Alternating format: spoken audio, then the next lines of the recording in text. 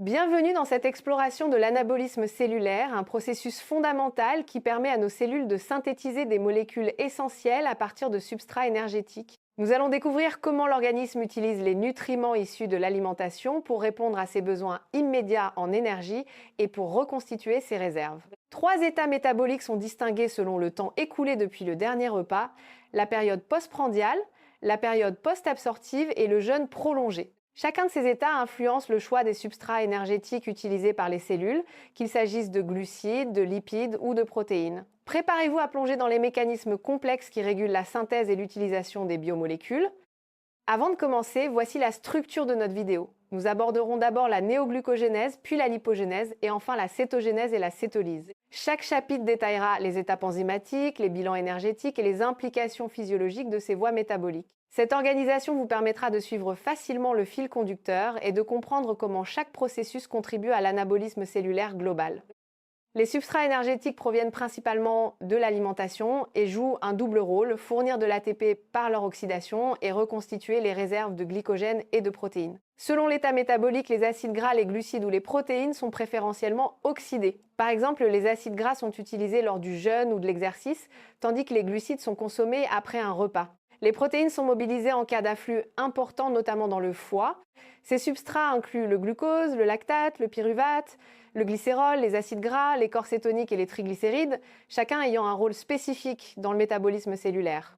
L'organisme possède la capacité d'interconvertir les substrats énergétiques selon ses besoins. Par exemple, le glucose peut être transformé en glycogène ou en acide gras, tandis que le lactate issu du muscle peut être reconverti en glucose dans le foie. Cette flexibilité métabolique est essentielle pour maintenir l'équilibre énergétique, surtout lors de périodes de jeûne ou d'exercice intense. Les triglycérides, transportés par les chylomicrons ou les VLDL, et les protéines sous forme d'acides aminés participent également à ces conversions.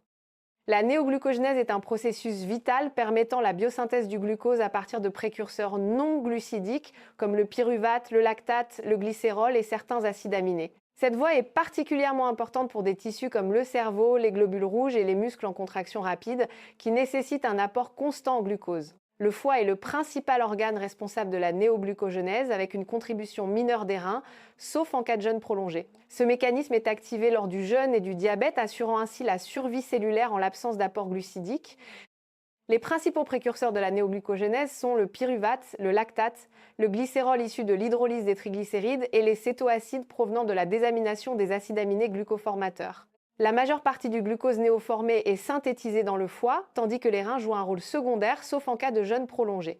Ce processus est essentiel pour maintenir la glycémie et assurer un apport énergétique constant aux tissus dépendants du glucose.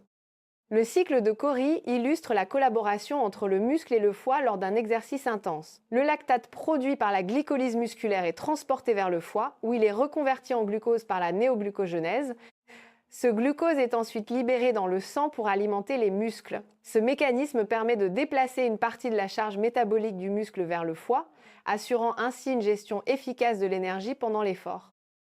La néoglucogénèse implique plusieurs étapes enzymatiques, dont la plupart sont catalysées par les enzymes de la glycolyse fonctionnant en sens inverse. Cependant, trois réactions irréversibles de la glycolyse sont contournées par des enzymes spécifiques de la néoglucogénèse. Le démarrage de la voie nécessite la conversion du pyruvate en phosphoénolpyruvate, un processus complexe impliquant la coopération entre la mitochondrie et le cytosol. La première étape de la néoglucogénèse consiste à transformer le pyruvate en phosphoénolpyruvate. Ce processus débute dans la mitochondrie où le pyruvate est carboxylé en oxaloacétate par la pyruvate carboxylase, une enzyme nécessitant de l'ATP et de la biotine.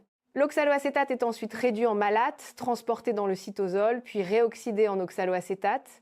Enfin, l'oxaloacétate est converti en phosphoénolpyruvate par la phosphoénolpyruvate carboxykinase en présence de GTP. Dans la phase mitochondriale, le pyruvate est carboxylé en oxaloacétate par la pyruvate carboxylase, une ligase à biotine. Cette réaction nécessite de l'ATP et se déroule uniquement dans les mitochondries du foie et des reins. L'oxaloacétate formé est ensuite réduit en malate par la malate déshydrogénase mitochondriale, puis transporté dans le cytosol pour poursuivre la néoglucogénèse. Dans le cytosol, le malate est réoxydé en oxaloacétate par la malate déshydrogénase cytosolique. Ensuite, l'oxaloacétate est transformé en phosphoénolpyruvate par la phosphoénolpyruvate carboxykinase, une enzyme spécifique de la néoglucogénèse. Cette étape nécessite du GTP et permet la poursuite de la voie vers la synthèse du glucose. La séquence des réactions qui conduit du phosphénolpyruvate PEP au fructose, 1,6-bisphosphate, est cytosolique. Elle implique des réactions glycolytiques réversibles fonctionnant en sens inverse. Les enzymes concernées sont l'enolase, la phosphoglycérate mutase, la glycérate kinase, la glycéraldéhyde déshydrogénase, la phosphotriose isomérase et l'aldolase. Le bilan global de cette séquence est la formation du fructose 1,6-bisphosphate à partir de PEP, ATP et NADH.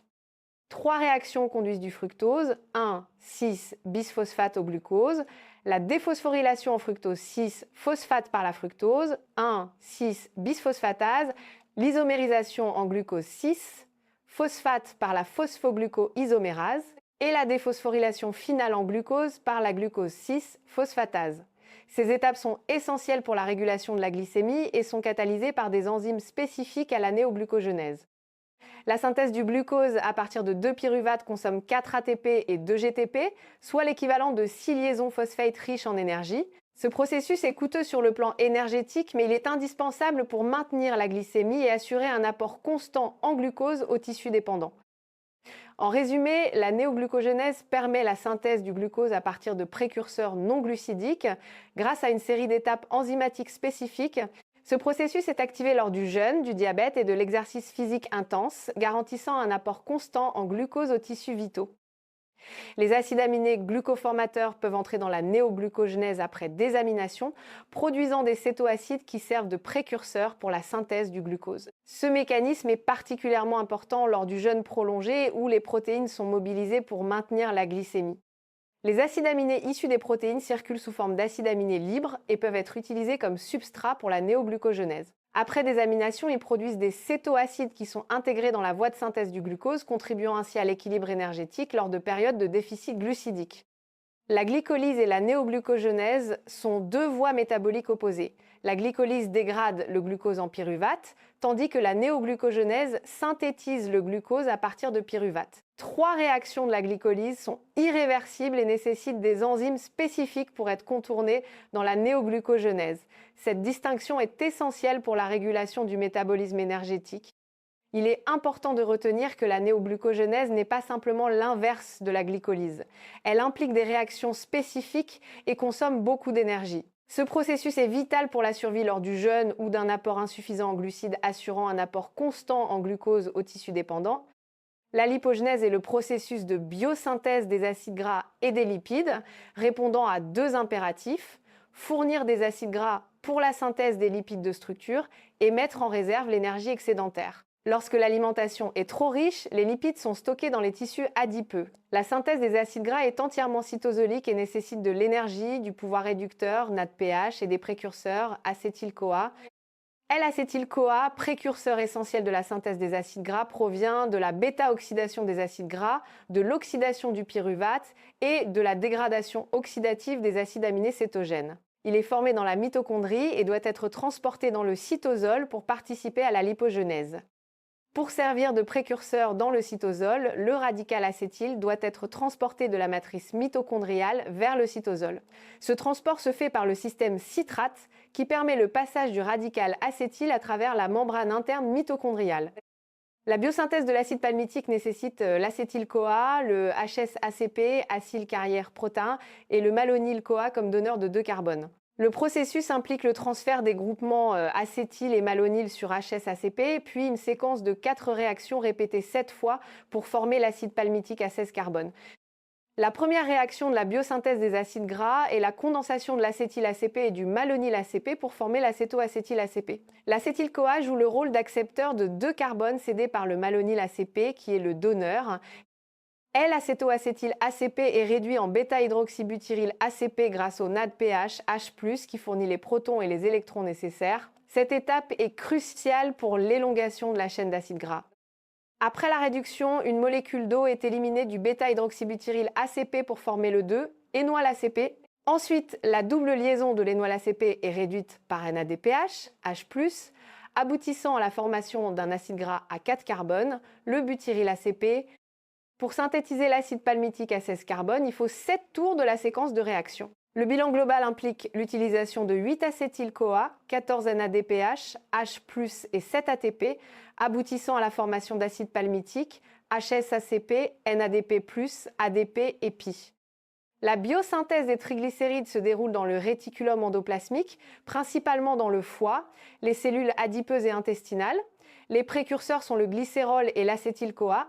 Le glycérol provient de la réduction de la 3-phosphodihydroxyacétone lors de la glycolyse, catalysée par la 3-phosphoglycérol déshydrogénase. La première étape de la synthèse des triglycérides est la formation de l'acide phosphatidique. Deux acyl-CoA réagissent sur le glycérol 3-phosphate pour donner l'acide phosphatidique grâce à l'action de l'acyltransférase. Les fonctions alcool primaire et secondaire du glycérol sont estérifiées. La deuxième étape consiste en l'hydrolyse du groupement phosphate de l'acide phosphatidique catalysé par la phosphatidate phosphatase. Cette réaction donne le diacylglycérol ou diglycéride, un intermédiaire clé dans la synthèse des triglycérides. La dernière étape de la synthèse des triglycérides est l'estérification de la fonction alcool du diglycéride avec un acyl-CoA catalysé par une acyltransférase. Tous les acides gras peuvent être différents, permettant une grande diversité de triglycérides. L'insuline favorise l'entrée du glucose dans le tissu adipeux, active la glycolyse et stimule la synthèse des acides gras et des triglycérides. En cas d'excès de glucides, elle active la pyruvate déshydrogénase et l'acétyl-CoA carboxylase. En période de jeûne, la libération des acides gras s'accroît et la cétogénèse s'accélère. La cétogénèse est la voie secondaire de consommation de l'acétyl-CoA, mise en place lors du jeûne prolongé ou du diabète. Lorsque le cycle de Krebs est ralenti, L-acétyl-CoA issu de la bêta-oxydation des acides gras est utilisé pour produire des corps cétoniques, qui servent de substrat énergétique pour les muscles et le cerveau. Les corps cétoniques produits par la cétogénèse sont L-acétoacétate, le bêta-hydroxybutyrate et L-acétone. Ils sont synthétisés dans les mitochondries des hépatocytes et utilisés principalement par les mitochondries des myocytes et des neurones. La cétogénèse commence par la formation de l'acétoacétyl-CoA catalysé par la bêta-cétothiolase. Ensuite, l'HMG-CoA synthase condense un troisième acétyl-CoA pour former l'HMG-CoA. Enfin, l'HMG-CoA liase clive l'HMG-CoA en acétoacétate et acétyl-CoA. L-acétoacétate peut être réduit en bêta-hydroxybutyrate par la bêta-hydroxybutyrate déshydrogénase ou être décarboxylé en acétone par L-acétoacétate de carboxylase. L'acétone peut circuler dans le sang et être éliminé par les voies respiratoires. Une concentration élevée en acétone peut être dangereuse. Les corps cétoniques sont excrétés dans le sang et constituent une source d'énergie pour les tissus périphériques. L-acétoacétate et le bêta-hydroxybutyrate sont transformés en acétoacétyl-CoA, puis clivés en 2-acétyl-CoA par une thiolase, fournissant environ 10% de l'énergie consommée par les muscles. Les muscles squelettiques et cardiaques, le cortex rénal, l'intestin et les glandes mammaires utilisent les corps cétoniques comme source d'énergie. Même le cerveau peut s'adapter à leur utilisation en cas de jeûne prolongé, couvrant jusqu'à 70% de ses besoins énergétiques. Lorsque les glucides sont abondants, la quantité de corps cétonique dans le sang est faible. En période de demande accrue, le foie augmente la cétogénèse et la concentration de corps cétonique peut atteindre 2 à 3 mol, elle, dans le sang. La cétogénèse permet à l'organisme de produire des corps cétoniques à partir de l'acétyl-CoA, offrant une source d'énergie alternative lors du jeûne ou du diabète. Ce processus est essentiel pour la survie cellulaire en période de déficit glucidique. La synthèse des lipides permet à l'organisme de stocker l'énergie excédentaire sous forme de triglycérides dans les tissus adipeux. Ce stockage est essentiel pour assurer une réserve énergétique mobilisable lors du jeûne ou d'un effort intense. Les hormones comme l'insuline et le glucagon régulent les voies métaboliques de l'anabolisme cellulaire. L'insuline favorise la synthèse et le stockage, tandis que le glucagon stimule la mobilisation des réserves et la production de glucose et de corps cétoniques. L'anabolisme cellulaire regroupe l'ensemble des processus de synthèse de biomolécules à partir de substrats énergétiques. Il permet la croissance, la réparation et le stockage de l'énergie, assurant ainsi la survie et le bon fonctionnement des cellules. La néoglucogénèse est la voie métabolique permettant la synthèse du glucose à partir de précurseurs non glucidiques. Elle est essentielle pour maintenir la glycémie et fournir de l'énergie aux tissus dépendants du glucose, surtout lors du jeûne ou du diabète. Pour conclure, l'anabolisme cellulaire englobe des processus essentiels comme la néoglucogénèse, la lipogénèse et la cétogénèse, permettant à l'organisme de synthétiser, stocker et mobiliser l'énergie selon ses besoins. Ces mécanismes assurent la survie cellulaire, la croissance et l'adaptation aux variations de l'environnement. Comprendre ces voies métaboliques est fondamental pour saisir le fonctionnement du corps humain et son équilibre énergétique.